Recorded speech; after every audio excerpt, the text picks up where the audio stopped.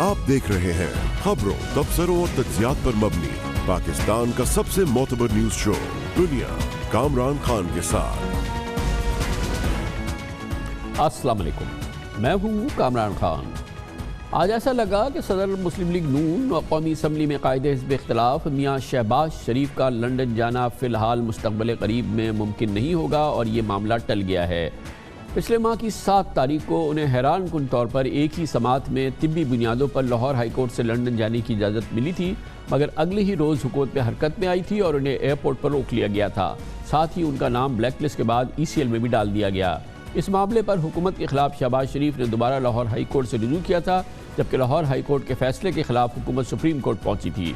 आज supreme court ने बहस खूबी तमाम मामला निमट गया ये, क्योंकि शहबाज साहब पहले ही अचानक लाहौर हाई कोर्ट से अपनी दरख्वास्त वापस ले चुके हैं और आज हुकूमत ने भी सुप्रीम कोर्ट में अपनी अपील वापस ले ली। समाअत के दौरान सुप्रीम कोर्ट की जानिब से लाहौर हाई कोर्ट के जस्टिस बाकर नचवी के फैसले पर शदीद तहफ़्फ़ुज़ात का इजहार किया। अदालत ने रिमार्क्स में कहा कि शहबाज शरीफ को जिस अंदाज में रिलीफ दिया गया वो किसी के लिए मिसाल नहीं बन सकता। केस की समाअत सुप्रीम कोर्ट के जस्टिस एजाजुल एहसन की सरबराही में जस्टिस सज्जाद अली शाह पर मुश्तमिल 2 रुकनी बेंच ने की। अदालत में हुकूमत की जानिब से attorney general Khalid Javed Khan, high court के नुमाइंदे और शहबाज शरीफ की जानिब से सेनेटर आजम नज़ीर तारड़ अदालत में पेश हुए। पिछली समाअत में अटॉर्नी जनरल खालिद जावेद ने दलाइल देते हुए कहा था कि मसला किसी के बैरून मुल्क जाने या ना जाने का नहीं, बल्कि अदालती तरीक़ेकार का है। जिस रफ्तार से अदालत लगी और हुक्म पर अमल दरामद का कहा गया वो काबिल तशवीश है। आज रजिस्ट्रार लाहौर हाई कोर्ट की जानिब से केस से मुतालिक अदालती कार्रवाई का रिकॉर्ड पेश किया गया।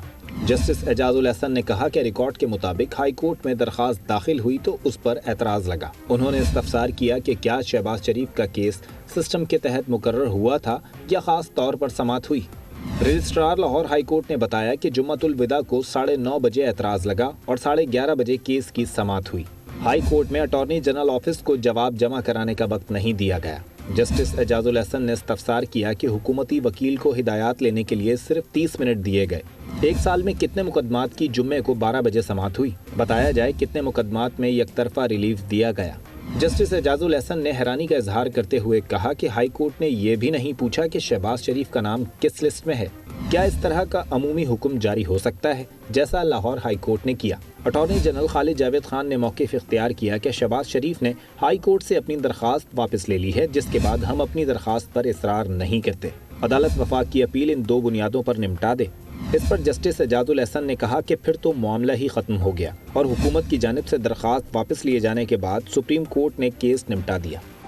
बहुत अहम समाअत थी जिसके आखिर में जो ऑर्डर लिखा है जज साहब ने, उसमें उन्होंने कहा है कि दोनों फरीक़ैन अब इस बात को परसू नहीं करते, बल्कि जज साहब ने अपने ऑर्डर में ये भी ख़ास तौर पर मेंशन किया है कि रिस्पोंडेंट नंबर 1 यानी कि शहबाज शरीफ साहब जो हैं वो कंटेम्प्ट प्रोसीडिंग्स भी आगे नहीं बढ़ाना चाहते, क्योंकि पहले ये कहा गया था कि क्योंकि लाहौर हाई कोर्ट के फैसले पर हुकूमत ने अमल नहीं किया तो वो तौहीन अदालत की कार्रवाई करेंगे, और क्योंकि उन्होंने उनके वकील ने आज सुप्रीम कोर्ट में कहा कि वो इस किस्म की कोई कार्रवाई नहीं करना चाहते, और दूसरी जानिब हुकूमत ने भी इस फैसले के ख़िलाफ़ जो अपनी अपील की थी सुप्रीम कोर्ट में विड्रॉ की। लेकिन जस्टिस एजाजुल एहसन ने अपने इस ऑर्डर में बहुत इंपॉर्टेंट बात की है, लाहौर हाई कोर्ट को याद दिलाया है कि लाहौर में अकाउंटेबिलिटी कोड में प्रिजाइडिंग ऑफिसर या जजेस की अपॉइंटमेंट नहीं हुई है, जिसकी वजह से वहाँ मामलात जो हैं वो उस तेज़ी से आगे नहीं बढ़ रहे जिसकी ज़रूरत है। ये अपॉइंटमेंट भी होनी चाहिए और ये जो वहाँ पर समाअत है एहतसाब अदालत में मुकदमात की वो भी तेज़ी से होनी चाहिए। और इस हवाले से अदालत ने ख़ास तौर पे अपने इस ऑर्डर में लिखा और कहा कि इस मामले के हवाले से दोनों फरीक़ैन आज़ाद हैं कि आगे अगर कोई वो मज़ीद कार्रवाई करना चाहे, कोई और दरख्वास्त देना चाहे तो वो दे सकते हैं। बड़ा दिलचस्प माहौल है। इस पर बात करने के लिए हमने दावत दी है पाकिस्तान के नामवर माहिर कानून जनाब हैदर वहीद हमारे साथ मौजूद हैं, जो सुप्रीम कोर्ट ऑफ पाकिस्तान के मुमताज़ एडवोकेट भी हैं। बहुत बहुत शुक्रिया हैदर वहीद साहब। बज़ाहिर तो बड़ा सिंपल सा मामला लग रहा है कि शहबाज शरीफ साहब को लाहौर हाई कोर्ट ने इजाज़त दी, हुकूमत ने रोकी, वो और हुकूमत ने उनको नहीं जाने दिया और इस हुक्म के ख़िलाफ़ सुप्रीम कोर्ट पहुंच गई। शहबाज शरीफ साहब ने जल्दी से लाहौर हाई कोर्ट से अपनी दरख्वास्त जो थी जाने की वो वापस ही ले ली और फिर हुकूमत ने आज सुप्रीम कोर्ट से वापस ले ली।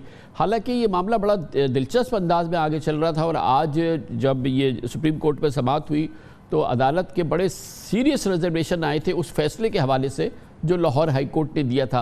लेकिन लगता यह है कि बाहम फरीक़ैन की एक रजामंदी से ये मामला कोशिश की गई कि इसको रफ़ा दफ़ा किया जाए। دیکھیں کامران صاحب، اس کا نیٹ رزلٹ تو یہی نکلا کہ شہباز شریف صاحب جو ہے وہ اب لگ نہیں رہا کہ باہر جائیں گے. حالانکہ ان کا اب ای سی ایل پہ ڈالا جانا الگ سے چیلنج تو کیا جا سکتا ہے، لیکن یہ جو ایپیسوڈ تھی کہ جس میں انہوں نے کورٹ سے رجوع کیا اور لاہور ہائی کورٹ نے جمعے کو ہی جو ہے سماعت فکس کرتے ہوئے ان کو ریلیف دی، اور بہت جلد بتایا جاتا تھا کہ ریلیف انہیں ایک بڑی ریلیف بھی ملی. تو پھر جب اس پہ عمل درآمد نہیں ہوا اور پتہ اور یہ سامنے بات آئی کہ فیڈرل گورنمنٹ نہیں چاہتی کہ وہ باہر جائیں، باوجود اس کے کہ لاہور ہائی کورٹ کا بڑا کلیئر فیصلہ تھا کہ ان کو باہر جانے سے نہیں روکا جائے، تو پھر یہ بات جب سپریم کورٹ جاتی ہے تو یہ بات تو ہے کامران صاحب کہ لاہور ہائی کورٹ کے فیصلے پہ شاید پورا اعتماد اور شاید وہ پوری طرح مطمئن اگر نہیں بھی نظر آئے، تو ساتھ ساتھ آبزرویشنز میں یہ بھی عنصر تھا کہ اب یہ آرڈر جب کہ تھا تو شاید ان کو اس طرح روکنا کنٹمپچوس بھی تھا. بہرحال یہ بیسکلی اسٹرائک آؤٹ ہو گیا دونوں کا. ایک طرف شہباز شریف صاحب نے توہین عدالت میں جو ہے پروسیڈ نہیں کرنے کا کہا، انہوں نے باہر جانے کا اس درخواست کے حوالے سے جس پہ اجازت ملی تھی اس پہ پیش رفت کا جو ہے اسے اپنے آپ کو جو ہے روک دیا، اور اس کے پھر ظاہر جواب میں حکومت نے اپنی اپیل کو پرسو کرنا مناسب نہیں سمجھا اور کچھ آبزرویشنز کی بنیاد پہ لیکن حیدر بھائی صاحب اس میں ایک امپورٹنٹ بات یہ تھی کہ اگر یہ باہم فریقین اگر یہ باہم فریقین اس معاملے کو اس طریقے سے نہیں ہینڈل کرتے تو جو لاہور ہائی کورٹ کا جو فیصلہ تھا اس پہ جس انداز کے تحفظات اور ریمارکس بینچ کے سامنے آ رہے تھے تو یہ عین ممکن تھا کہ اگر یہ مکمل کیس آگے چلتا تو اس فیصلے کے حوالے سے اور اس حوالے سے، کیونکہ بینچ نے بہت جاننا چاہا کہ اس طرح سے کتنے فیصلے ہوئے ہیں، اس کو نظیر نہیں بنانا چاہیے، اس کا ریکارڈ دیا جائے کہ اس قسم کے ایک فریق کے کہنے پہ یک طرفہ کارروائی ہو. گویا کہ بہت ہی سیریس آبزرویشنز اور ریزرویشنز تھی سپریم کورٹ کی جب یہ سماعت ہو رہی تھی.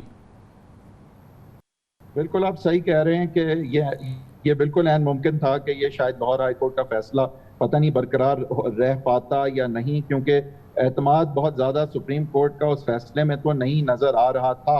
لیکن باوجود اس کے کہ اس فیصلے میں اعتماد بہت زیادہ نہیں نظر آ رہا تھا، یہ تو ہمیں اب شاید کبھی نہ پتہ چلے کہ آگے کیا ہوتا. لیکن یہ بات تو واضح ہے کامران صاحب کہ ایک لاہور ہائی کورٹ کے فیصلے کے باوجود حکومت جو ہے وہ ہٹ درمی کر کے پھر بھی شہباز شریف صاحب کو روکنے میں کامیاب تو ہو گئی نا. انہوں نے کوئی اور حربے استعمال کیے، جبکہ جانے کا حکم تھا انہوں نے دوسرے حربے استعمال کیے، عید کی چھٹیوں کو استعمال کیا، انہوں نے جو ہے وہ ای سی ایل پہ ڈالنا جو کہ ایک بڑا مشکل قدم ہوتا ہے، بہت امپورٹنٹ آپ یہ نظائر دے رہے ہیں. مگر دلچسپ بات یہ ہے کہ شہباز صاحب اس کو پرسو نہیں کرنا چاہتے، وہ کسی قسم کی کوئی کنٹیمپٹ پروسیڈنگز بھی نہیں چاہتے. لیکن ایک وجہ تو اس کی یہی ہے کہ ظاہر ہے کہ فیصلہ ان کو ایک جو ہے اچھی بڑی ریلیف ملی تھی، شاید وہ اس پہ اسکروٹنی نہیں چاہتے. دوسری وجہ یہ ہو سکتی ہے کہ اب کیونکہ ان کو ای سی ایل پہ ڈال دیا گیا ہے تو نئے سرے سے وہاں سے کیا ہٹانا پڑے گا اگر یہاں توہین عدالت میں وہ موو نہیں کرتے. کچھ لگا ایسے کہ جیسے وہ سپریم کورٹ کی اسکروٹنی اپنے اس آرڈر پہ شاید نہیں چاہ رے تھے، بٹ آئیدر وے اس میں دونوں چیزیں اپنی بھی نہیں چاہ رہے تھے حیدر بھائی صاحب، اپنی بھی نہیں چاہ رہے تھے، اور شاید جج صاحب کے آرڈر کی، جسٹس باقر نچوی کے آرڈر کی بھی اسکروٹنی نہیں چاہ رہے تھے. اس لحاظ میں وہی کہہ رہا ہوں کہ شاید یہ ہم اس سے ڈیڈیوس کریں، لیکن ہم یہ بھی ڈیڈیوس اس سے کریں گے کہ ہائی کورٹ جو بھی فیصلہ کر دیں، حکومت جہاں اڑ جاتی ہے تو توہین عدالت ہو یا جو بھی ہو، کچھ نہ کچھ یا کچھ بھی کر کے انہوں نے شہباز شریف صاحب کو روک لیا. اور یہ بھی کنسرننگ بات ہے کہ یہ نہیں ہونا چاہیے کہ جب ایک آرڈر ہے کورٹ کا، ٹھیک ہے اپیل میں اس کو ختم کر دیتے تو ضرور کرتے، 100 دفعہ کرتے، لیکن جب ایک آرڈر تھا تو پھر ادھر سے کان اور ادھر سے کان پکڑ کے کچھ بھی کر کے کیسے بھی کر کے عید کی چھٹیوں کو استعمال کر کے ای سی ایل کا نام لے کے بلیک لسٹ کو ہٹا کے جو کچھ بھی کر کے انہوں نے شہباز شریف صاحب کو روک دیا. اور میرے خیال سے یہ اچھا عمل نہیں ہے کہ جب ایک کورٹ کا فیصلہ موجود ہو تو حکومت ایسا کر پائے، باوجود اس کے کہ سپریم کورٹ نے بہت زیادہ اعتماد اس آرڈر میں نہیں دکھایا، لیکن پھر وہ آگے جا کے اپیل میں اس کو ختم کر دیتے بے شک. لیکن یہ بھی بات اچھی اور درست نہیں ہے سسٹم کے لیے کہ آرڈر کے باوجود کچھ بھی کر کے حکومت اس روک پائے. تھینک یو سو مچ حیدر بھائی صاحب، بہت بہت شکریہ. ایک اور امپورٹنٹ بات ہے جو کہ یقیناً شہباز شریف صاحب نے جب اپنی درخواست واپس لی جو اس حوالے سے بہت اہم رہی ہوگی، کیونکہ اس سے پہلے شہباز شریف صاحب جب لاہور سے لنڈن کے لیے جانا چاہ رہے تھے تو ہم نے ان سے انٹرویو میں پوچھا تھا کہ کیسے ممکن تھا کہ وہ لنڈن پہنچ جاتے، کیونکہ پاکستان برطانیہ کی کرونا کے حوالے سے ریڈ لسٹ میں ہے، جس کے ذریعے پاکستان کا شہری بلکہ برطانیہ کا شہری بھی یہاں سے انگلینڈ سفر نہیں کر سکتا، اور اس کے لیے بہت شدید مشکلات تھیں۔ تو انہوں نے فرمایا تھا کہ میں ٹرکی کے راستے جاتا، یعنی کہ یہاں سے دوحہ جاتا اور ٹرکی سے ہوتا ہوا، کیونکہ ٹرکی سے آنے والے پیسنجرز پر یہ پابندی نہیں تھی، اور میں کوشش کرتا کہ ٹرکی سے جو ہے میں انگلینڈ پہنچ جاتا، یو کے لنڈن چلا جاتا۔ لیکن اب حالیہ دنوں میں ترکی نے بھی یہ پاکستانی پیسنجرز کے لیے پابندی لگا دی ہے، پاکستان سے آنے والوں پر، کہ ان کو 15 دن کوارنٹین کرنا پڑے گا ٹرکی میں۔ اس کے بعد وہ ٹرکی میں بھی انٹر ہو سکتے ہیں یا ٹرکی میں نکل سکتے ہیں یا ٹرکی کے راستے کہیں اور جا سکتے ہیں، گویا کہ وہ راستہ بھی جو تھا وہ بند ہو گیا ہے، اس لیے معاملہ اب کئی ہفتوں کے لیے کم از کم ٹل گیا ہے۔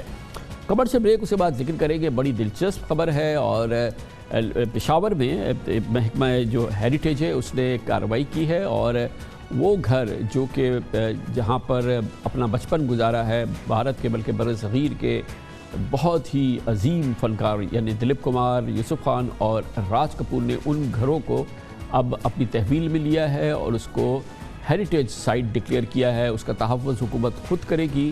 بہت ہی ایک دلچسپ خبر ہے، پشاور کی بڑی پہچان رہی ہے، نہ صرف یہ کہ دلیپ کمار، راج کپور، بلکہ شاہ رخ خان کا بھی خاندان پشاور سے ہی وابستہ ہے۔ پشاور جائیں گے اور اس دلچسپ خبر کی مزید معلومات لیں گے چھوٹے سے وقفے کے بعد۔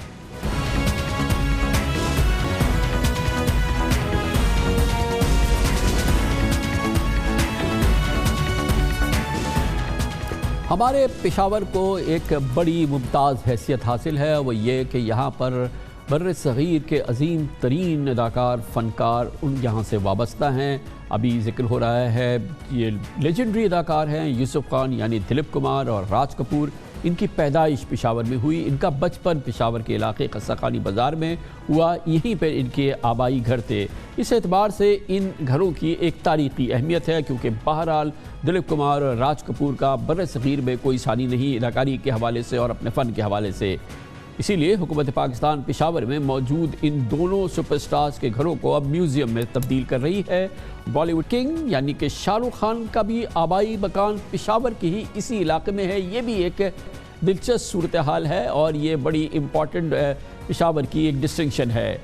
کل دلیپ کمار اور راج کپور کے گھروں کی ملکیت باقاعدہ کے پی گورنمنٹ کی آرکیالوجی ڈپارٹمنٹ کے نام منتقل کر دی گئی ہے۔ ماضی میں حکومت اور گھروں کے مالکان کے درمیان قیمتوں کا تنازعہ تھا، لیکن اب سرکاری طور پہ دونوں گھروں کے لیے 2 کروڑ 40 لاکھ روپے کی رقم ادا کر کے مکانوں کو حکومتی تحویل میں لے لیا گیا ہے۔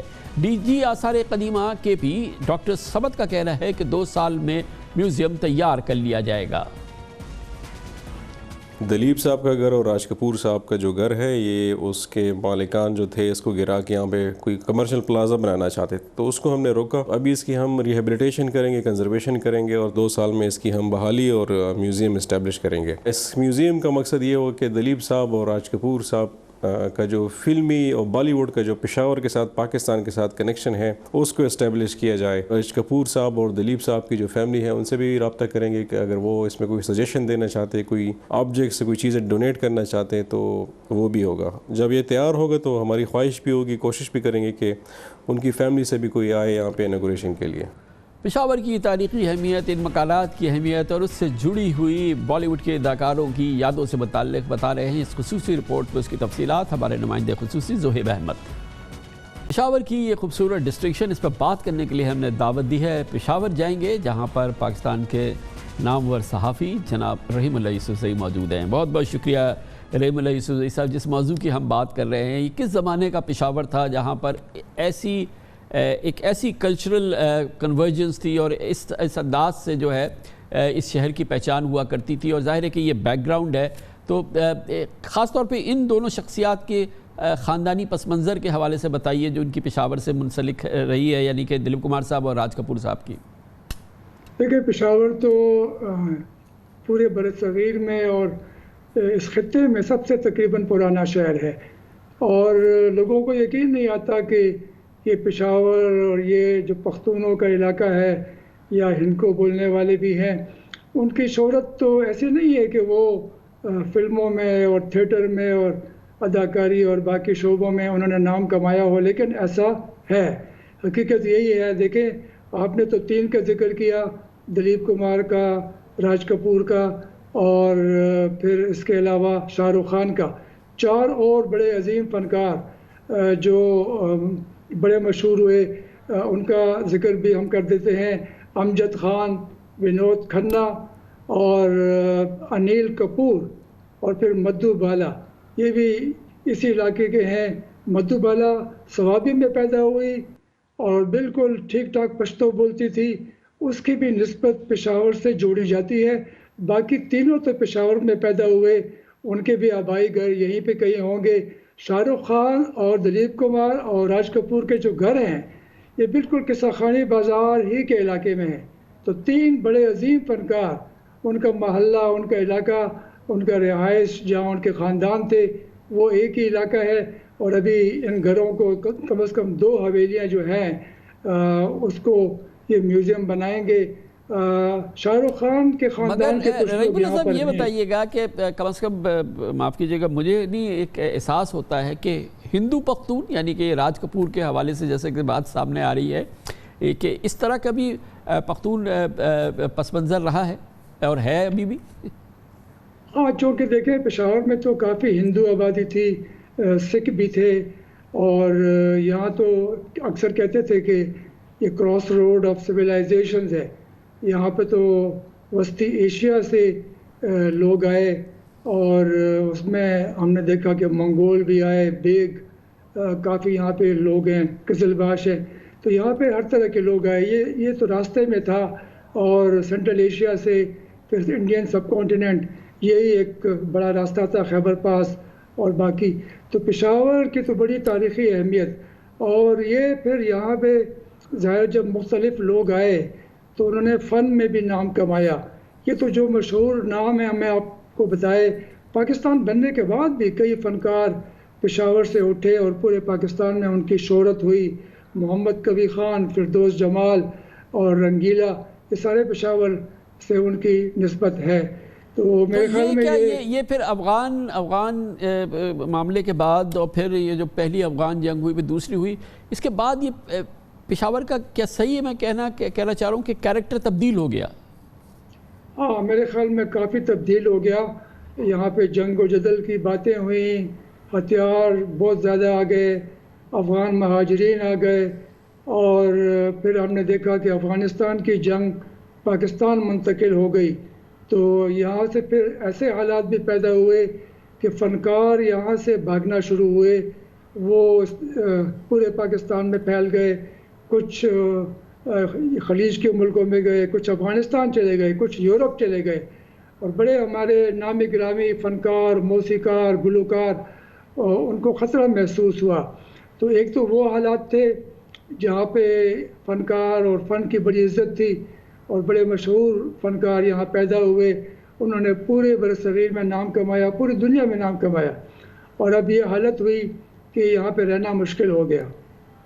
بہت شکریہ جناب رحیم اللہ یوسفزئی، بہت ہی دلچسپ پہلو پشاور کا ہم آپ کو دکھا رہے تھے۔ کمرشل بریک کے ذرا نیوز ہیڈ لائنز دیکھیں، اس کے بعد ہم اپنے پروگرام کے واقعے کے ساتھ واپس آتے ہیں۔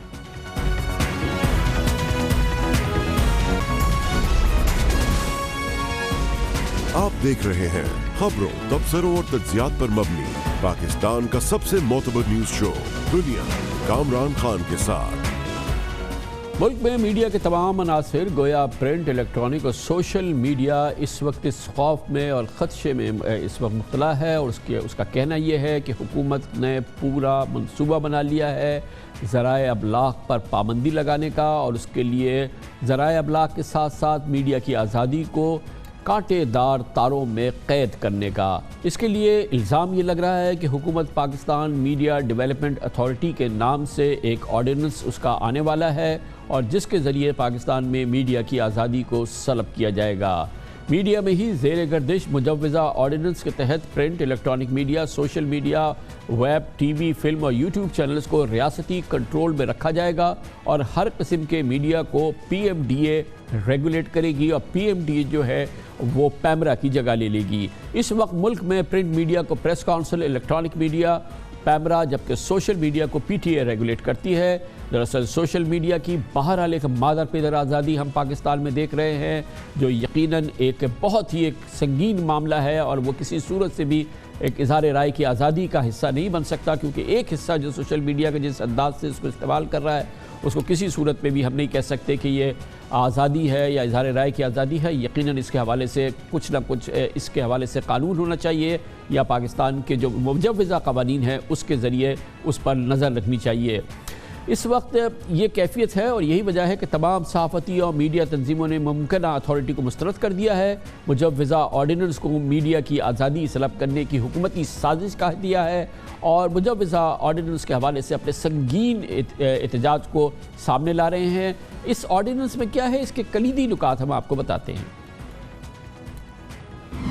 Pakistan media development authority ordinance کے نفاذ کے بعد صدر مملکت وفاقی حکومت کی ہدایت پر 12 ممبران کا چناؤ کریں گے۔ اتھارٹی کا چیئرمین انفارمیشن گروپ میں گریڈ 21 یا 22 کا افسر ہوگا۔ مجوزہ آرڈیننس نافذ ہونے کے بعد پہلے سے موجود تمام میڈیا قوانین منسوخ ہو جائیں گے۔ مجوزہ آرڈیننس کے تحت کسی بھی اخبار، رسالے، web T V, on line news agency, video log, YouTube channel, حتیٰ کہ نیٹ فلکس اور ایمیزون پرائم کے لیے لائسنس لینا ضروری ہوگا، اور میڈیا ہاؤس کی آمدنی کے تناسب سے فیس ادائیگی کے بعد لائسنس کی سالانہ تجدید بھی کرانی ہوگی۔ مجوزہ آرڈیننس سے پہلے اخبارات صرف ڈکلیریشن لیتے تھے جس میں حکومت کی جانب سے خاص شرائط نہیں تھیں، جبکہ لائسنس میں شرائط کی ایک فہرست ہوگی۔ میڈیا ملازمین کی تنخواہیں اور اس سے متعلق تنازعات کا حل بھی اسی ادارے کے تحت ہوگا۔ اتھارٹی میڈیا اداروں سے آمدنی، مالی معلومات یا دیگر دستاویز بھی مانگ سکتی ہے۔ اگر تمام شرائط پر عمل نہ کیا گیا تو لائسنس منسوخ کیا جائے گا۔ لائسنس ہولڈر پابند ہوگا کہ اتھارٹی کی اجازت کے بغیر کسی بھی غیر ملکی براڈ کاسٹر کو اپنا ایئر ٹائم نہیں بیچ سکے گا۔ مجوزہ آرڈیننس کے تحت ہر قسم کے میڈیا پر لازم ہوگا کہ وہ ریاست کے سربراہ، مسلح افواج، عدلیہ، قانون ساز اداروں کے خلاف نفرت انگیز مواد نہ چلائیں۔ آرڈیننس کی خلاف ورزی کی صورت میں 3 سال تک قید اور 2.5 کروڑ روپے تک کا جرمانہ عائد کیا جا سکتا ہے، اور دوبارہ خلاف ورزی کی صورت میں یہ سزا 5 سال تک بڑھائی جا سکتی ہے۔ یہ وہ نکات ہیں، اور یہ یقیناً ایک بڑا آرڈیننس ہے جس پر میڈیا میں اس وقت شدید احتجاج کی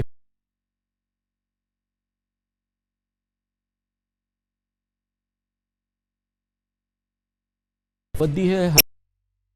محترم فواد چودھری، وفاقی وزیر اطلاعات و نشریات، اور ہم نے خاص طور پہ دعوت دی جناب جاوید جبار کو جو سابق وزیر اطلاعات بھی ہیں پاکستان میں، میڈیا کے حوالے سے، میڈیا کی آزادی کے حوالے سے۔ جناب جاوید جبار صاحب کی بڑی گراں قدر خدمات ہیں اور بہت طویل تجربہ ہے۔ بہت بہت شکریہ آپ حضرات کا۔ فواد چودھری صاحب، سب سے پہلے تو آپ اپنی دانست میں یہ بتا دیجئے، کیونکہ اس کے جو نکات سامنے آ رہے ہیں وہ یقیناً ایسا لگتا ہے کہ میڈیا کو قید کرنے کی حکومت تیاری کر رہی ہے، اور اظہار رائے کی آزادی جو کہ دنیا میں ہر جگہ ایک کسی بھی جمہوریت کا ایک بنیادی عنصر ہوتا ہے، اس پر بڑی سخت پابندیاں آنے والی ہیں۔ پہلی بات تو یہ کامران خان صاحب کے پاکستان کے اندر 112 انڈیپینڈنٹ نیوز چینلز ہیں، 43 کے قریب انٹرنیشنل چینلز ہیں جو صرف نیوز سے متعلق ہیں۔ اتنے بڑے ماس میڈیا کے ہوتے ہوئے بار بار یہ کیمپین کہ پاکستان کے اندر اظہار رائے کو خطرہ ہے، یہ ماسوہ اس کے کہ اس کو ان 800 انڈین ویب سائٹس پہ بار بار پلے کیا گیا جو بعد میں پکڑی گئیں، اس کے علاوہ اس میں کوئی حقیقت نہیں ہے۔ پاکستان میں میڈیا کی آزادی کو نہ کوئی خطرہ تھا نہ ہی کوئی خطرہ ہے۔ دوسری بات یہ ہے کہ ابھی آپ نے جو رپورٹ چلائی اور جس آرڈیننس کے اوپر ہم بات کر رہے ہیں، یہ آرڈیننس اٹ سیلف اس بات کی دلیل ہے کہ پاکستان میں ریگولیشن کی ضرورت ہے۔ یہ واقعہ اس کی وجہ یہ ہے کہ جس کے اوپر آپ نے پوری رپورٹ بنا دی، ہمارے سی پی این ای، اے پی این ایس جیسی تنظیموں نے ایکشن کمیٹی بنا دی۔ حقیقت یہ ہے کہ فیڈرل منسٹری آف انفارمیشن سے اس قسم کا کوئی آرڈیننس کسی کو بھیجا ہی نہیں گیا، نہ ہی ہم نے اس کو بنایا، نہ ہی ہم نے اس کو اسپریڈ کیا، نہ ہی ہمارا اس سے کوئی تعلق ہے۔ تیسری بات یہ ہے کہ اس کے اندر جو 2 پیجز کا ایک پرپوزل ہم نے جو بھیجا، جو اے پی این ایس کو بھیجا، جو باقی جو تنظیمیں ہیں ان کو بھیجا، اور ہم نے انہیں کہا کہ یہ 4-5 کلیدی مسئلے ہیں، فیک میسیجز اس میں ایک بہت اہم مسئلہ ہے، اور اس کے لیے ہم لیجسلیشن کرنا چاہتے ہیں، آپ اس میں اپنی تجاویز دیں۔ اور اس کا جواب میں تو حیران ہوں کہ ہمارے ہاں اتنا بھی جو ہے وہ نہیں ہے کہ ہم ایسے ہی ہے کہ کان جو ہے وہ پکڑا گیا تو وہ پورا بھاگ ہی گیا، بھاگنا شروع ہو گئے. پوچھنے کی بھی کسی نے زحمت نہیں کی کہ کیا یہ آرڈیننس حکومت نے ایشو کر رہی ہے یا کیا حکومت کا آرڈیننس ہے یا نہیں ہے. اچھا، تو آپ کی کاوش ہے یہ، پہلے تو بنیادی بات یہ بتا دیجئے کہ تمام میڈیا کو ریگولیٹ کرنے کی ضرورت ہے اور اس کو مختلف ضوابط میں، اب چاہے وہ جو بھی ہیں، ان میں لانے کی ضرورت ہے، اور حکومت یہ کرنا چاہتی ہے. بالکل. دیکھیے 3-4 ایشوز ہیں جن کے اوپر بہت امپورٹنٹ ہے کہ اس کے اوپر لیجسلیشن ہو. سب سے پہلی بات تو یہ ہے کہ جو میڈیا ورکرز ہیں ان کے بہت مسائل ہیں. وہ ہمارے پاس آتے ہیں، ان کو 8-8 مہینوں سے تنخواہیں نہیں مل رہی، 10-10 مہینوں سے جن کو تنخواہیں نہیں مل رہی. کوئی لیگل فریم ورک نہیں ہے جس کے ذریعے ہم ان کی مدد کر سکیں. سو لہٰذا ایک لیگل فریم ورک کریٹ کرنا جس میں اس طرح کے تنازعات کا فیصلہ ہو سکے، وہ کریٹ کرنا ضروری ہے، اور ہم میڈیا ورکرز کو یہ ایکسٹینڈ کرنا چاہتے ہیں. دوسری بات یہ ہے کہ جو ہمارا ڈیجیٹل میڈیا ہے وہ بہت بڑا ہو گیا ہے. تقریباً اسی سال 6 ارب روپے کی ڈیجیٹل ایڈورٹائزنگ ہوئی ہے، اور آپ دیکھیں گے کہ فیوچر میں یوں لگ رہا ہے کہ جو ڈیجیٹل ایڈورٹائزنگ ہے وہ فارمل میڈیا سے بڑی ہو جائے گی. اس وقت کوئی ایسا میکینزم موجود نہیں ہے جس کے ذریعے اس ایڈورٹائزنگ کو ایک تو ٹیکس نیٹ میں جو ہے وہ لایا جا سکے، دوسرا اس کا کانٹینٹ جو ہے اس کے اوپر کچھ نہ کچھ ایک منیمم جو ہمارا کنٹرول ہے وہ ہو. اور اب یہ ہے اصل بات. فواد صاحب اس کو تھوڑا سا ایکسپلین کر دیجئے. کانٹینٹ پہ آپ نے فرمایا ہمارا کنٹرول ہو، منیمم کنٹرول ہو، تو یہ کنٹرول کانٹینٹ پہ، پرنٹ پہ، الیکٹرانک میڈیا پہ، ٹیلی ویژن پہ، سوشل میڈیا پہ حکومت طالب ہے اس کنٹرول کی؟ نہیں، وہ تو پہلے آپ نے ابھی جو آرڈیننس میں کچھ شکیں پڑھ کے سنائی وہ پہلے ہی اس کے اوپر ڈیمانڈ کرتی ہیں. مثال کے طور کے اوپر آپ ہیٹ سپیچ نہیں کر سکتے، آپ لوگوں کو کفر کے فتوے جاری نہیں کر سکتے. لیکن انفارچونیٹلی ہم یہ دیکھتے ہیں کہ social media has become a plate form. ویسے تو ماشاءاللہ ہمارے فارمل میڈیا میں بھی ایسے چینلز کی کمی نہیں ہے جو تھوڑے تھوڑے، اور بھی آپ نے شہزاد اکبر صاحب کے اوپر دیکھا کس طریقے سے ایک ہیٹ جو ہے وہ چلائی گئی. اس طرح تو کوئی حکومت فنکشن ہی نہیں کر سکی. اچھا ٹھیک ہے فواز صاحب، اب میں ذرا جاوید جبار صاحب آپ نے سن لیا. اب میں صرف یہ چاہوں گا کہ کانٹینٹ کے حوالے سے حکومت کی جو یہ خواہش ہے اور طالب ہے کہ اس کو کنٹرول کیا جائے، کیونکہ ہیٹ سپیچ اور یہ جو بہت ہی منفی چیزیں آتی ہیں، آپ اس سے اظہار رائے کی آزادی کو اس پورے معاملے سے ذرا جوڑیے، اور اس کاوش کی جو حکومت کر رہی ہے یا جو اس کی کوشش ہے یا بعض لوگ کہتے ہیں سازش ہے، اس کو آپ کیسے دیکھ رہے ہیں؟ شکریہ کامران صاحب. دیکھیے پہلے تو موجودہ وزیر اطلاعات فواد چودھری صاحب بہت توازن مزاج کی شخصیت ہیں اور بڑے مؤثر انداز میں وہ اپنی حکومت کے تاثرات اور پالیسیز کو پیش کرتے ہیں. جس طرح انہوں نے وضاحت کی ہے اس سے تو صاف ظاہر ہے کہ جو آپ کے خدشات تھے اور جو آج کے اخبارات میں رپورٹ ہوئے اس پہ اس کی کوئی بنیاد نہیں ہے، کیونکہ ان کا عین مقصد یہ نہیں ہے کہ گلے کو کھونچا جائے، سٹرینگولیٹ کیا جائے میڈیا کو، البتہ ریگولیٹ کیا جائے. لیکن اس میں بڑے ادب کے ساتھ میں اختلاف کرتا ہوں، اس میں کوئی کنسلٹیشن کا پروسیس مجھے نہیں نظر آ رہا ہے. بہت ضروری ہے کہ اس سے قبل کہ حکومت ایک ڈرافٹ پیپر بھی سرکولیٹ کرے، بے شک ڈرافٹ ایک ٹاکنگ پوائنٹس کو انیشیٹ کرنے کے لیے ضرور. جاوید صاحب مخل ہو رہا ہوں، مگر فواز صاحب نے کہا کہ میں نے تو یہ ڈرافٹ بھیجا ہی تھا کہ آپ مجھ سے، یہ ہمارے ذہن میں ہے، آئیے بیٹھے بات کر لیں. تو اس لحاظ سے تو کم از کم ہمیں یہ تو کہنا چاہیے کہ انہوں نے بہرحال یہ ابتدا کے لیے بھیجا. جی سر، جاوید جبار صاحب پلیز. اچھا، کیونکہ یہ بات میرے علم میں نہیں، جو اخبارات میں نے آج پڑھے ہیں اور جو میں نے ٹیلی ویژن پہ سنا ہے اس میں اس کا ذکر نہیں ہے کہ یہ ایک متن بھیجا گیا وزیر صاحب کی جانب سے کہ اس پر آپ کے خیالات کا اظہار ہو. اچھا، خیالات کا اظہار کرنے کے 2 طریقے ہیں، ایک تھرڈ پرسن کے ذریعے یا انڈائریکٹلی کریں، دوسرا ہے ڈائریکٹ انٹریکشن اینڈ کمیونیکیشن. میں یہ نہیں کہتا کہ ہر عمل جو ہم نے کیا درست تھا، لیکن چاہے وہ 1996 میں جب پہلا ایمرا لا میں نے لکھا تھا اور یا چاہے سن 2000 میں جب ہم نے پیمرا کا پہلا ورژن ریمبو تیار کیا تھا، ہم نے ایکسٹینسو کنسلٹیشن پروسیس رکھا تھا 4 صوبوں کے کیپٹل سٹیز میں خود حاضر ہوا، اسلام آباد میں، اور جب رائے سب کی جمع کی تو جو مثبت رائے تھی اس کو کوشش کی شامل کرنے کی، جو ہم نہیں ایکسیپٹ کر سکتے تھے وہ ہم نے نہیں کی. اور جاوید صاحب اس کے پس پردہ یہی سوچ تھی، اس کے پس پردہ یہی سوچ تھی کہ بہرحال کسی ضابطے میں، کسی قاعدے میں اس پورے نظام کو لایا جائے. نہیں، میں اس سے اختلاف کرتا ہوں، کیونکہ جہاں پر ادارتی سطح پر، جیسے برطانیہ میں آپ دیکھیں آف کام کے نام سے انہوں نے کنورجنس جو ہوئی ہے ٹیکنالوجی کی، اس کو ضرور پہچانتے ہوئے انہوں نے بہت ایک فار سائٹڈ ڈیسیشن لیا کئی سال پہلے کہ بجائے الگ الگ ڈیل کرنے کے آپ کنورجنٹ ایشوز کو ڈیل کریں.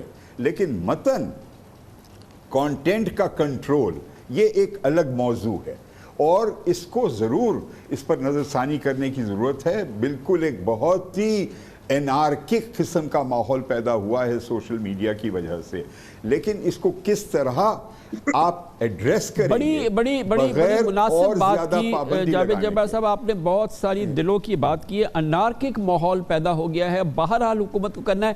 اب فواد چودھری صاحب، اب آپ یہ بتا دیجئے کہ جو آپ ماشاءاللہ اچھی طرح سے سمجھتے ہیں کہ کیا معاملات ایسے ہیں جو کہ اظہار رائے کی آزادی میں آئیں گے، جو کہ ہر لحاظ سے جو رسپانسبل میڈیا کا کانٹینٹ ہے وہ چاہے کسی قسم کا بھی ہو، اس کو کتنی آزادی رہے گی، اور یہ جو انارکک چیز صورتحال پیدا ہوئی جس میں کوئی شک نہیں ہے، ایک مادر پدر آزادی کی کیفیت اس وقت ہم کم از کم سوشل میڈیا میں دیکھ رہے ہیں، اور یقیناً مین اسٹریم میڈیا کے بھی کچھ حصوں میں آتی ہے، اس میں بھی کوئی شک و تردد نہیں ہے. اب اس کو کیسے آپ کریں گے کہ جو روح ہے اظہار رائے کی آزادی کی وہ برقرار رہے، مگر یہ جو عذاب ہے اس کو اس سے چھٹکارا حاصل ہو؟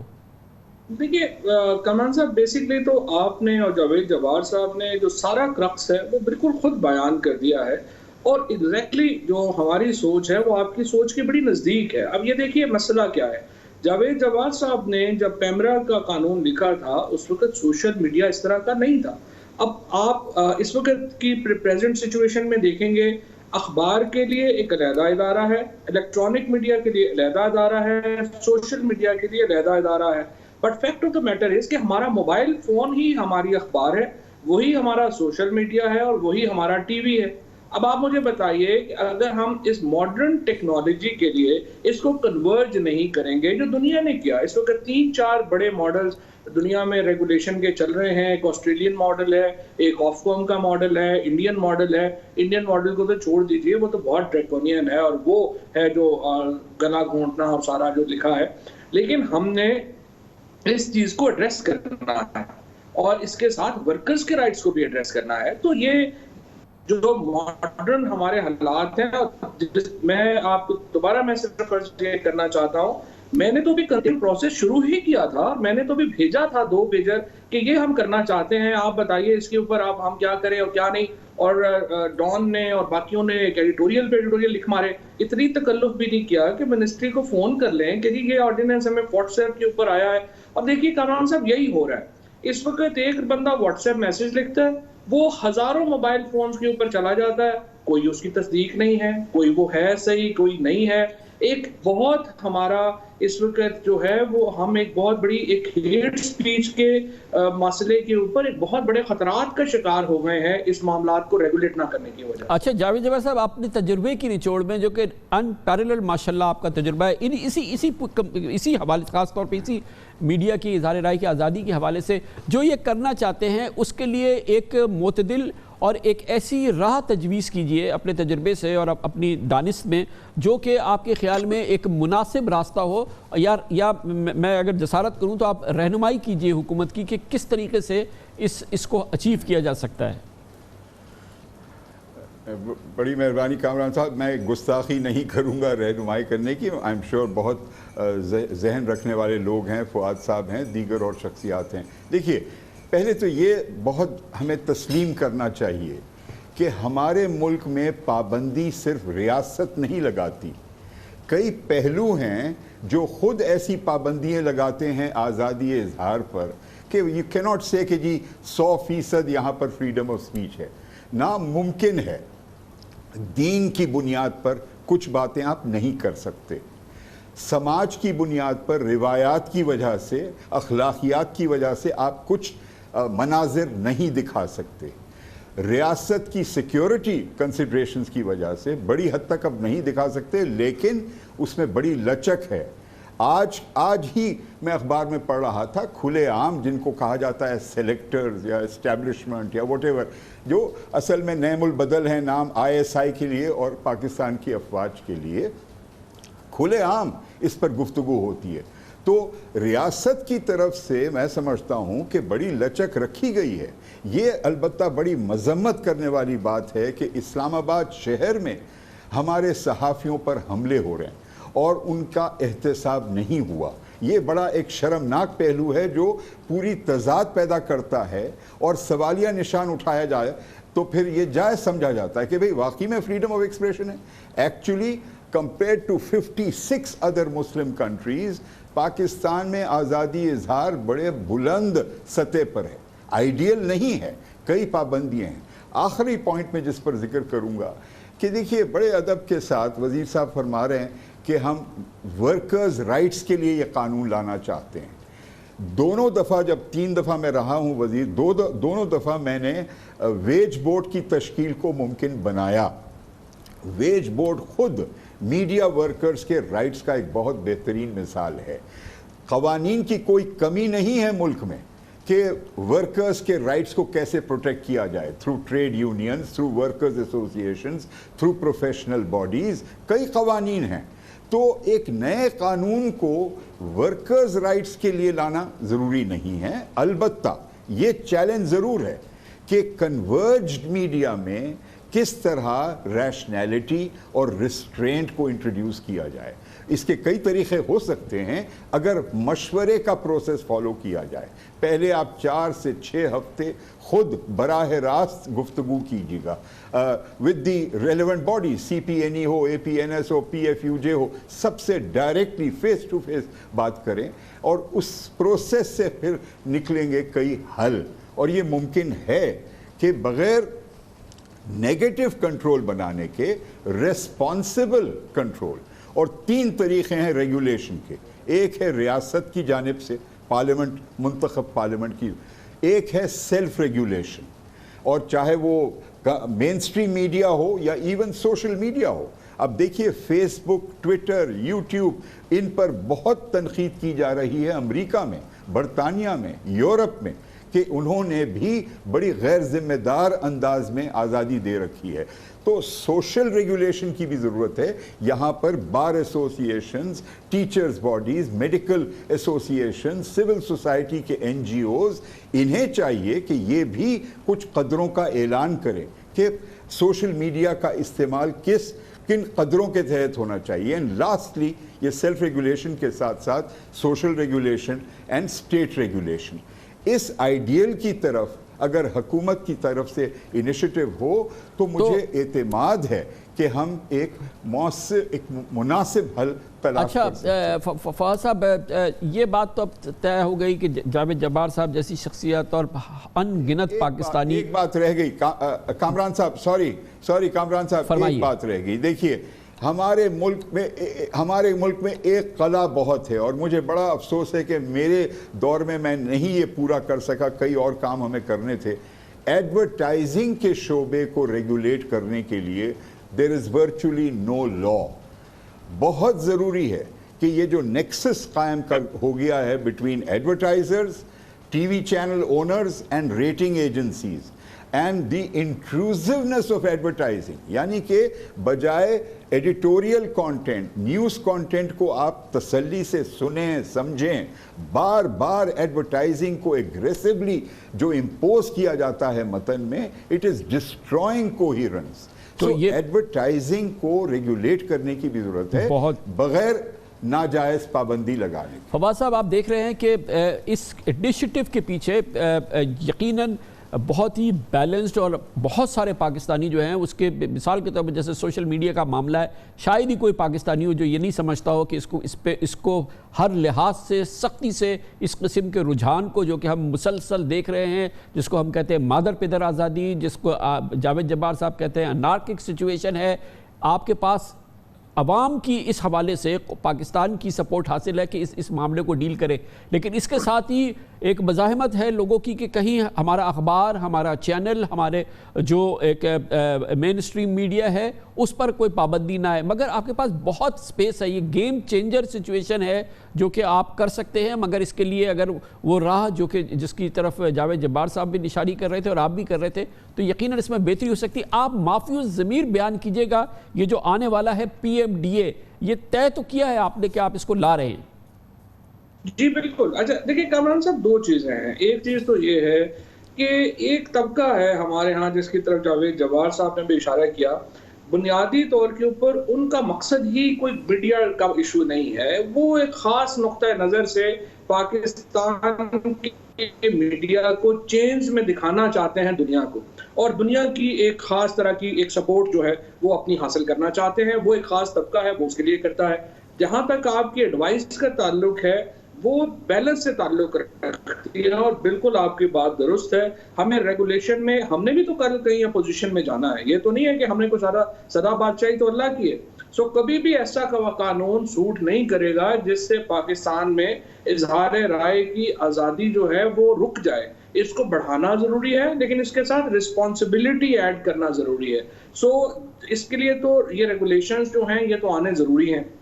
اب بیلنس کیسے آئے گا، اس کے لیے ہم نے کنسلٹیشن مانگی ہے، ہم تمام تنظیموں سے کہہ رہے ہیں آپ کنسلٹیشن۔ صرف ایک جاوید جبار صاحب کی میں تھوڑی تصحیح کرنا چاہتا ہوں معذرت کے ساتھ، جو ویج بورڈ ایوارڈ ہے یہ پرنٹ سے متعلق ہے، جہاں ہمارا اس وقت بہت بڑا میڈیا کا جو سیگمنٹ ہے، جو ورکرز ہیں وہ الیکٹرانک میڈیا سے متعلق ہیں، ان کے لیے نہ تو کوئی ویج بورڈ کا تصور ہے اور نہ ہی ان کے لیے کوئی ایسی لیبر کورٹ ہے جہاں پہ وہ اپنے مسائل کو لے کے جا سکے۔ وہ ایک میڈیا ورکرز کا ایک تیسرا۔ اور چوتھی جو بات ہے، یہ جو سوشل میڈیا کا ہمیں ٹیکسیشن کے لیے ان کو ریگولیشن میں لانا پڑے گا، ہماری اپنی جو ایڈورٹائزنگ کا ایک پورا ہم نیا جو ڈیجیٹل ایڈورٹائزنگ کے لیے ہم ایک بہت بڑی رقم رکھ رہے ہیں، اس کے لیے ہمیں جو ہے وہ اس کی رجسٹریشن اور ریگولیشن لانی ہے۔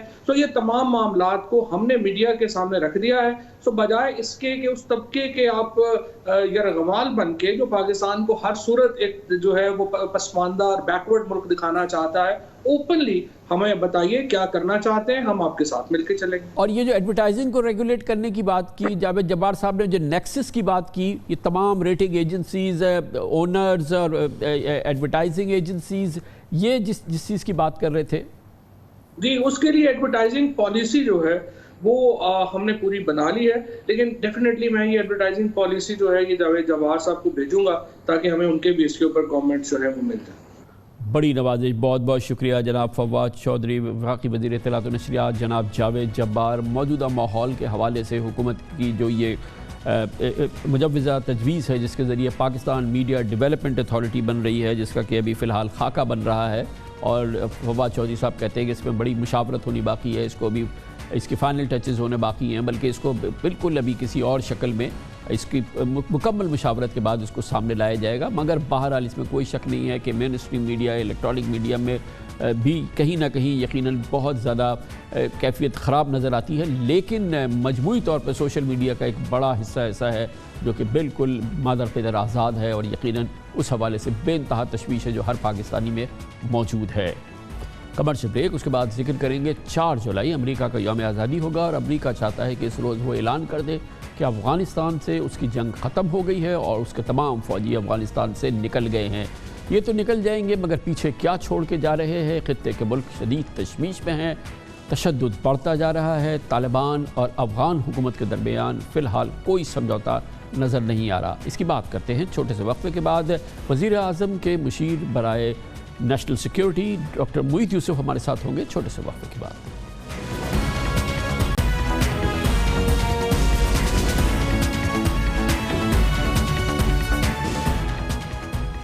اگلے ماہ 4 جولائی کو لگتا ہے امریکی عوام اپنے 245ویں یوم آزادی کے ساتھ افغان سرزمین سے چھٹکارے کا دن بھی منائیں گے۔ واضح اشارے مل رہے ہیں کہ امریکہ نے اپنے یوم آزادی کی تاریخ افغانستان سے آزادی کے لیے منتخب کر لی ہے۔ کل امریکی سینٹ کام نے ایک بیان میں کہا کہ افغانستان سے 44% تک فوجی انخلا کا کام مکمل ہو چکا ہے۔ 300 C-17 طیاروں پر فوجی ساز و سامان لوٹ کر کے افغانستان سے واپس لایا جا چکا ہے، اور آج خبریں یہ بھی ہیں کہ امریکی فوج 20 دن میں اپنا اہم ترین باگرام ایئر بیس افغان فورسز کے حوالے کر دے گی۔ ایک جانب طالبان کی نگاہیں کابل پر مرکوز ہیں اور دوسری طرف امریکہ کے افغان انخلا کے بعد خطے کے ممالک میں تشویش کی لہر اس وقت نظر آ رہی ہے۔ خاص طور پر پاکستان، چین اور افغانستان کے وزرائے خارجہ کل ویڈیو لنک کے ذریعے سہ فریقی اجلاس کریں گے۔ سیکیورٹی خلا کے حوالے سے خاص طور پر پاکستان کی پریشانی بڑھ رہی ہے، کیونکہ افغان جنگجو گروپس کے مابین مفاہمت کے امکانات نہ ہونے کے برابر ہیں، جبکہ پاکستان میں اس کیفیت میں ایک بار پھر افغان مہاجرین کا ایک طوفان کا خطرہ منڈلا رہا ہے۔ آج اسلام آباد میں تاجکستان کے صدر سے ملاقات کے بعد وزیر اعظم عمران خان نے کہا کہ اس بار افغانستان سے انخلا 1988 کی طرح کا نہیں ہونا چاہیے۔ ہمیں پوری کوشش کرنی چاہیے کہ جب یونائٹڈ اسٹیٹس کی فورس وڈرا کریں افغانستان سے تو ہم پوری طرح اپنی کوشش کریں ایک پیسفل ٹرانزیشن کی، ایک پولیٹیکل سیٹلمنٹ کے لیے، کیونکہ یہ ہم سارے خطوں کو فرق پڑے گا اگر افغانستان میں وہ پیسفل سیٹلمنٹ نہ ہوئی اور انتشار ہوا، ہم سب افیکٹ ہوتے ہیں۔ یہ ٹرانزیشن پیسفل ہو، پرامن ہو، وہ نہ ہو جو 1989 میں ہوا جب کہ سوویت یونین افغانستان سے نکلی تو جو کیوس ہے وہ ہم سب جانتے ہیں۔ افغانستان سے فوجی انخلا کے بعد القاعدہ اور داعش کے خلاف جاری آپریشن میں امریکہ کو پاکستان کی مدد چاہیے، اور اسی پس منظر میں مشترکہ تعاون کی نئی جہت دینے پر اس صلاح مشورہ مسلسل جاری ہے۔ 10 روز قبل وزیر اعظم عمران خان کے قومی سلامتی امور کے مشیر ڈاکٹر موئید یوسف کی جنیوا میں امریکی national security adviser Jake Sullivan سے ملاقات ہوئی، جس میں دونوں ملکوں کے سیکیورٹی آفیسرز موجود تھے۔ کئی گھنٹے یہ ملاقات جاری رہی۔ بائیڈن انتظامیہ کے اقتدار سنبھالنے کے بعد دونوں ملکوں کے قومی سلامتی مشیر کا یہ پہلا براہ راست رابطہ اور صلاح مشورہ تھا، جس کے بعد مشترکہ اعلامیے میں پاکستان اور امریکہ نے عملی تعاون کو آگے بڑھانے پر اتفاق کیا۔ اس پوری کیفیت پہ خاص طور پہ افغانستان کے حوالے سے بدلتی ہوئی صورتحال، اس پر بات کرنے کے لیے ہمیں جوائن کر رہے ہیں وزیر اعظم کے مشیر برائے قومی سلامتی ڈاکٹر موئید یوسف۔ بہت بہت شکریہ ڈاکٹر صاحب۔ یہ فرمائیے گا کہ اب تقریباً واضح ہو رہا ہے کہ امریکی حکومت یہ چاہتی ہے کہ انخلا افغانستان سے اور تیز ہو جائے۔ صدر بائیڈن کی ستمبر کی ڈیڈ لائن سے کہیں پہلے خبریں یہ آ رہی ہیں کہ امریکہ کی یوم آزادی یعنی کہ 4 جولائی تک وہ اس عمل کو مکمل کرنا چاہتے ہیں۔ گویا کہ بہت تیزی سے امریکہ افغانستان سے نکل رہا ہے۔ جو اس سے منسلک قوتیں ہیں، طاقتیں ہیں، جس میں پاکستان یقینی بہت امپورٹنٹ ہے، کہا جا رہا ہے کہ سب ملکوں میں تشویش ہے، کیونکہ تقریباً ایک ایبرپٹ وڈرال ہو رہا ہے امریکہ کا۔ پاکستان کی اس حوالے سے کیا سوچ ہے اور کتنی تشویش ہے؟ شکریہ کامران صاحب۔ دیکھیے، پہلی بات تو یہ ہے کہ ہم ہمیشہ سے کہتے رہے ہیں کہ جو وہاں پہ امریکی پریزنس ہے اس کو جانا تو ہے، لیکن ہم ہمیشہ رسپانسبل وڈرال کی بات کرتے رہے، یعنی ایسے نہ انخلا ہو کہ وہاں پیچھے کوئی اور امید نہ رہے امن کی اور خانہ جنگی کی طرف بات چلی جائے۔ تو بہرحال یہ ایک امریکہ کا اپنا سوورن فیصلہ ہے، انہوں نے ستمبر کہا تھا، لیکن یہ بات درست ہے، بالکل واضح ہے، اور کچھ کمیونیکیشن میں انہوں نے یہ بات واضح بھی کی ہے کہ جولائی 4 نہیں تو 15، لیکن جولائی کے مہینے میں وہ اپنا انخلا مکمل کر لیں گے۔ کسی حد تک جو کوئی ان کی تھوڑی بہت پریزنس رہ گئی وہ بعد میں جائے گی، لیکن جولائی کا ہی اس وقت ہدف ان کے سامنے ہے۔ اور میں آپ کو بتاؤں، بائیڈن ایڈمنسٹریشن لگتا یہ ہے کہ انہوں نے اپنا ذہن بنا لیا ہے کہ وہ افغانستان سے بس اب یہاں سے کوچ کریں گے۔ اسسٹنس وہ کہتے ہیں جاری رکھیں گے، وہ بہت ضروری ہوگی۔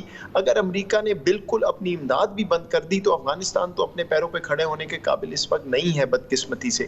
تو اس پہ ہمارا یہی نقطہ نظر ہے کہ انخلا تو اب وہ کر رہے ہیں، اس میں تو کسی کا کنٹرول نہیں ہے۔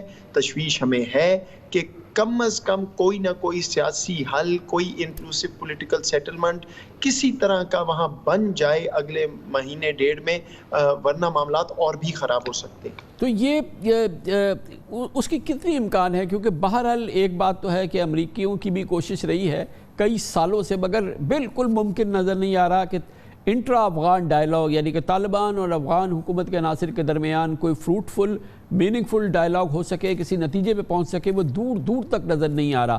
تو یہ جتنی خطے کی قوتیں ہیں، اس حوالے سے ان کا کیا خاکہ بن رہا ہے؟ ظاہر ہے کہ اجتماع ہوتا ہے، تمام روس، چین، پاکستان، ایران، یہ تمام ممالک جو ہیں وہ اب کس سوچ پر ہیں؟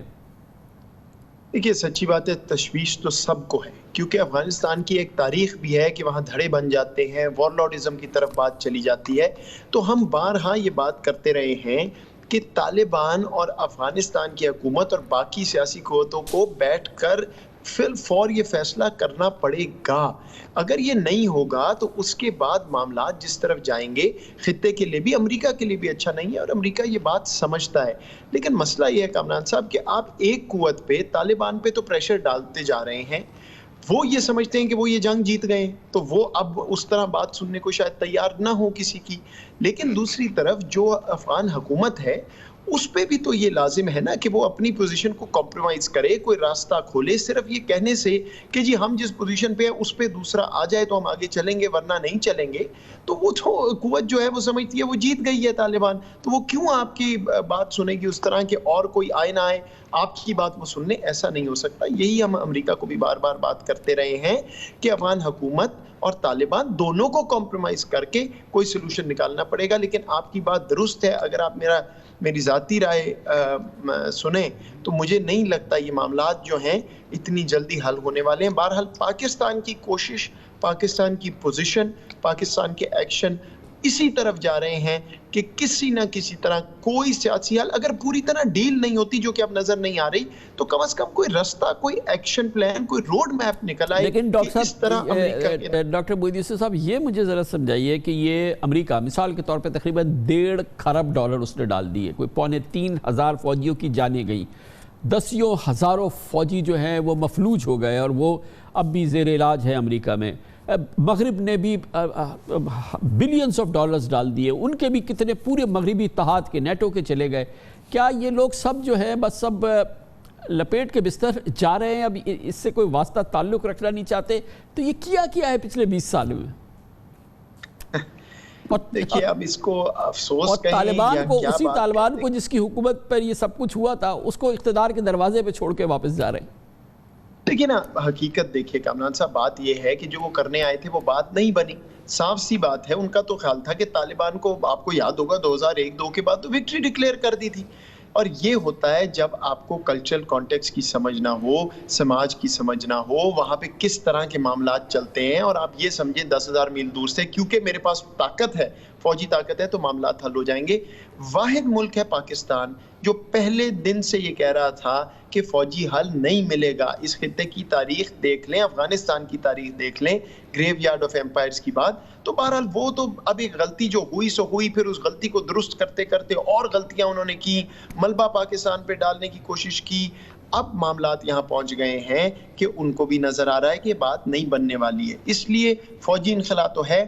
اہم بات یہ ہے کہ اب افغانستان کی امن وہاں جو بھی شکل بنتی ہے اس کو بنا کر سسٹین کرنا ہے، اور پاکستان کے بغیر وہ معاملہ بھی آگے نہیں چل سکتا. یہ امریکہ کو بھی معلوم ہے، اور میرے جو کاؤنٹر پارٹ ہیں جن سے میری ابھی حال ہی میں ملاقات ہوئی، وہ اس بات کو تسلیم کرتے، اور اس لیے ادھر سے بھی اوپننس ہے کہ کوئی نہ کوئی راستہ نکالنا ہے کہ پارٹنرشپ چلتی رہے اور افغانستان میں معاملات بالکل ہی نہ بگڑ جائیں کہ معاملہ بالکل ایک خانہ جنگی کی طرف خدا نہ. ڈاکٹر صاحب یہ فرمائیے گا کہ ہمارا، اور اب امریکہ تو جا رہا ہے اور آپ ان کے نیشنل سیکیورٹی ایڈوائزر سے جنیوا میں ملے بھی، بہت تفصیلی کئی گھنٹوں کی ملاقات ہوئی، لیکن دوسرے جو امپورٹنٹ فریقین ہیں، مثال کے طور پہ چین بہت ہی کلیدی فریق ہے، ایران بہت امپورٹنٹ فریق ہے، ہمسایہ ہے، روس وہ بھی ظاہر ہے کہ سینٹرل ایشیا کی وجہ سے بہت کلیدی فریق ہے. یہ جو 4-5 ہم ملک ہیں، ان کے آپس میں تعلقات افغانستان کے حوالے سے کس حد تک کنورجنس ہے، ایک صفحے پہ آ سکتے ہیں؟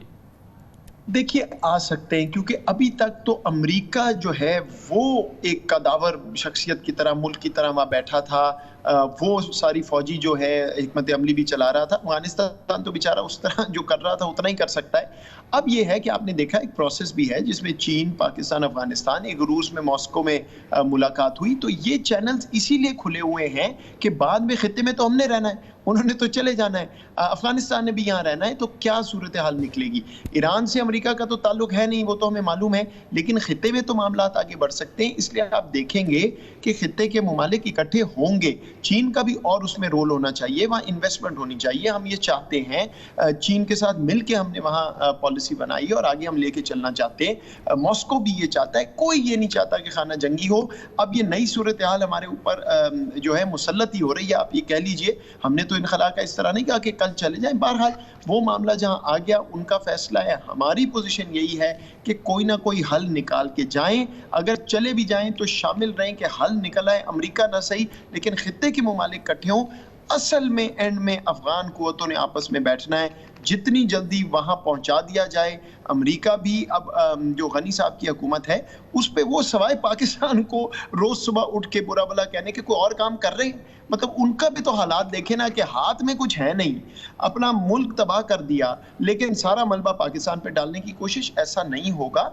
हमने जितनी काविशें और जितनी मेहनत पाकिस्तान ने की है, ये जहां पहुंच गया मामला वहां कभी पहुंच ही नहीं सकता था। दोहा का प्रोसेस भी अगर पाकिस्तान नहीं करता और अमेरिका और मैं देख रहा हूँ डॉक्टर साहब के, और जाहिर है कि ये कोई नई बात नहीं है कि आपकी गुफ्तगू और आपकी जो आप फरमा रहे हैं कि पाकिस्तान में फ्रस्ट्रेशन बढ़ रही है कि अभी कुछ अरसे पहले आर्मी चीफ गए थे काबुल और हर लिहाज से कहना चाहिए कि उनको मनाने की और उनको समझाने की कोशिश कर रहे हैं, लेकिन मुझे लगता नहीं है कि वी आर गेटिंग समवेयर। अब वो जाने, उनका काम जाने कि हम इस कैफियत की जानिब बढ़ रहे हैं। देखिए वो हो नहीं सकता, कामरान साहब जुड़े हुए हैं ना, वो जॉइंट एट द हिप का मसला है। जोग्राफिया देख लें, अफगानिस्तान का सस्टेनेबिलिटी का कोई है ही नहीं तरीका हमारे बगैर, और हमारे भाई हैं, हम चाहते हैं। कितने अफगान यहाँ बसे हुए हैं, आप जानते हैं रेफ्यूजीज का मामला, कितनी पाकिस्तान ने कुर्बानी दी है। हम ये वो उस सिचुएशन में जाना नहीं चाहते, हम बड़े भाई हैं, हम क्यों उधर जाएंगे कि जी बस आप अपना बंदोबस्त करें। हम तो चाहते हैं मदद करना, लेकिन हमारे सरबराह वहाँ जाएं और उसके बाद जिस तरह की वहाँ से गुफ्तगू हो, ये तो शर्मनाक बात है। चलना उन्होंने मिल के हमने चलना है। हम तो अभी भी बिल्कुल रिस्पॉन्सिबल रहेंगे, कोशिश करते रहेंगे, लेकिन ये बात बिल्कुल बिल्कुल नहीं मानने की कि वहाँ से इस तरह की बातें आएँ जब पाकिस्तान इतनी मदद कर रहा है। और ये मैसेज बिल्कुल वाज़े तौर पे इन्हीं अल्फाज में मैंने अपने अमेरिकन काउंटर पार्ट को भी दिया था कि इस तरह मामला नहीं चल सकता कि मदद हमसे मांगे और सारा मलबा भी हम पे डाले। आप भी रिकग्नाइज कर रहे हैं, अफगान हुकूमत को भी कहें कि जो बात दुरुस्त, जो सच है उस पे चलें। ये अपनी एक मनगढ़ंत बात कि पाकिस्तान की वजह से ये हो गया वो हो गया, बहुत ही अफसोस की बात है, क्योंकि इन दो ममालिक ने, हमने और अफगानिस्तान ने एंड में यहीं रहना है, मिल के काम करना है। हम चाहते हैं अफगानिस्तान में सलामती आए, कोशिश करते रहेंगे, बट वी ऑल्सो एक्सपेक्ट कि जो हकीकत है वो बयान की जाए काबुल से, और जो हम उनके लिए काबिशें कोशिशें कर रहे हैं उनको तस्लीम किया जाए। एक्सीलेंट, बहुत बहुत शुक्रिया, आपने अपनी मसरूफियत से वक्त निकाला। डॉक्टर मोईद यूसुफ, वज़ीर आज़म के मुशीर बराए कौमी सलामती, हमारे साथ मौजूद थे। इसके साथ ही हमारे आज के प्रोग्राम का ख़त्म होता है। कल आपसे फिर मुलाकात होगी इंशाअल्लाह। कल तक के लिए कामरान खान को इजाज़त। अल्लाह हाफ़िज़ नासिर।